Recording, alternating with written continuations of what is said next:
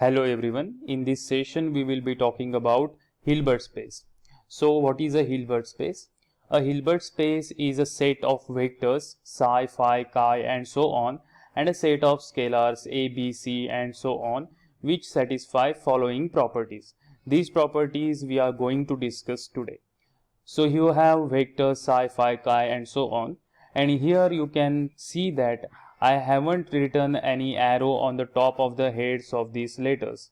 So these are vectors not in a conventional way like having a magnitude and a direction, for example force or momentum, etc. So these are the quantities which come to our mind when we talk about vectors, but it is not necessary that they are in a conventional sense of vector. So any element or any type of object following certain set of rules can be referred to as a vector. So it is a generalized notation over here.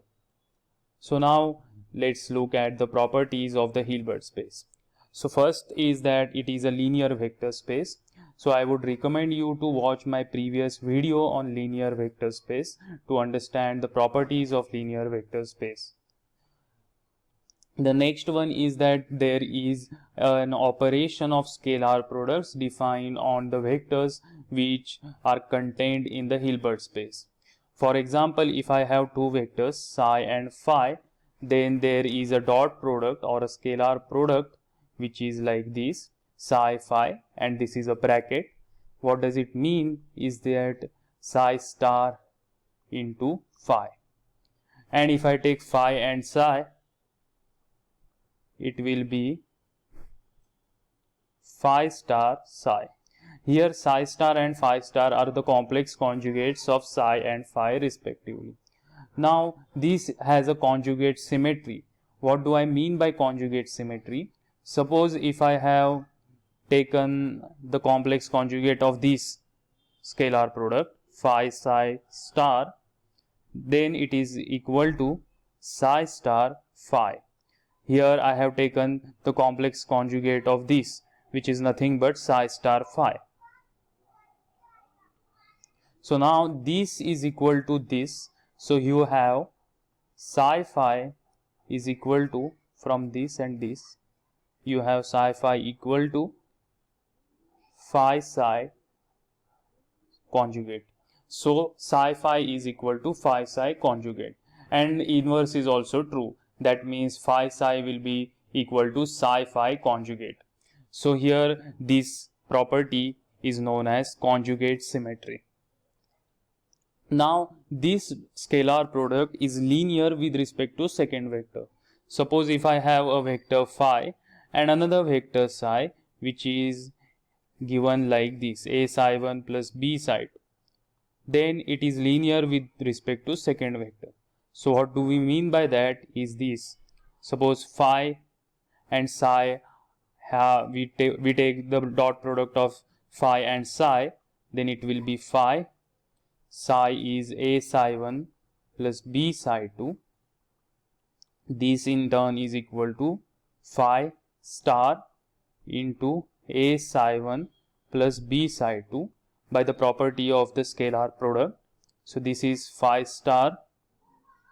A is a scalar, so it can be written like this a psi star psi 1, a phi star psi 1 plus b phi star psi 2, which is nothing but a phi psi 1 plus b phi psi 2.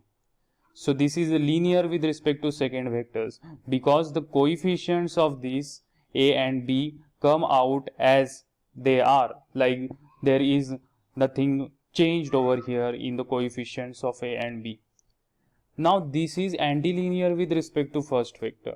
Suppose if I have two vectors, let's say first is phi, which is given by a phi 1 plus b phi 2, and there is another vector psi. And now if I take their dot product or a scalar product, I will get phi psi is equal to, what is phi? Phi is a phi 1 plus b phi 2 dotted with psi. So that means we have a phi 1 plus b phi 2, there will be a complex conjugate of this because it is in the um, this is the first term here.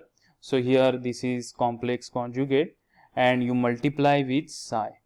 So this will be a star phi 1 star psi plus b star phi 2 star psi, which is nothing but a star phi 1 psi plus b star phi 2 psi. So here it is antilinear with respect to first vector. That means these coefficients a and b come out as the complex conjugates here. Now the scalar product of the vector with itself is positive. That means suppose if I have a vector psi, then the scalar product psi will be always greater than 0. This will be always greater than 0. This is nothing but mod psi square, which is greater than 0. Now when psi is equal to 0, the scalar product will be 0. So here we can put an equality over here. So it is always greater than or equal to 0. Now there is metric which is defined on the Hilbert space to give the distance between two vectors. Just like we do in Euclidean space. Suppose if I have psi 2 vector and psi 1 vector, and in between these two vectors I have to find the distance.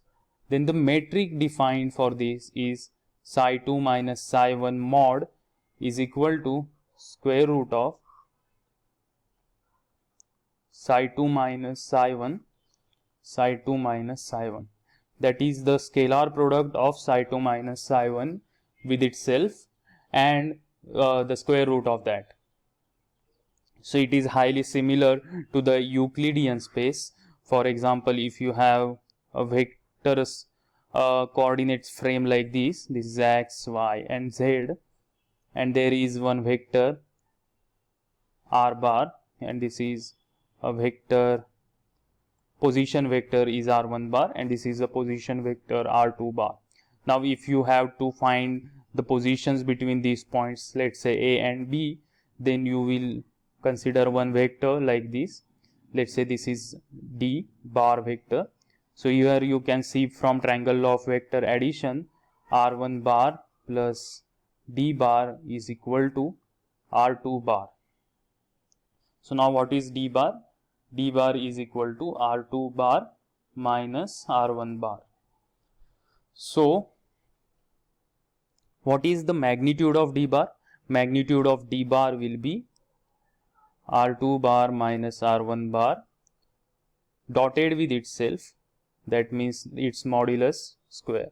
That means if I take its dot product with itself like this and then take a square root of that, square root of that. Here this is multiplied, not divided. It may be misleading, but I am multiplying here, taking a dot product actually.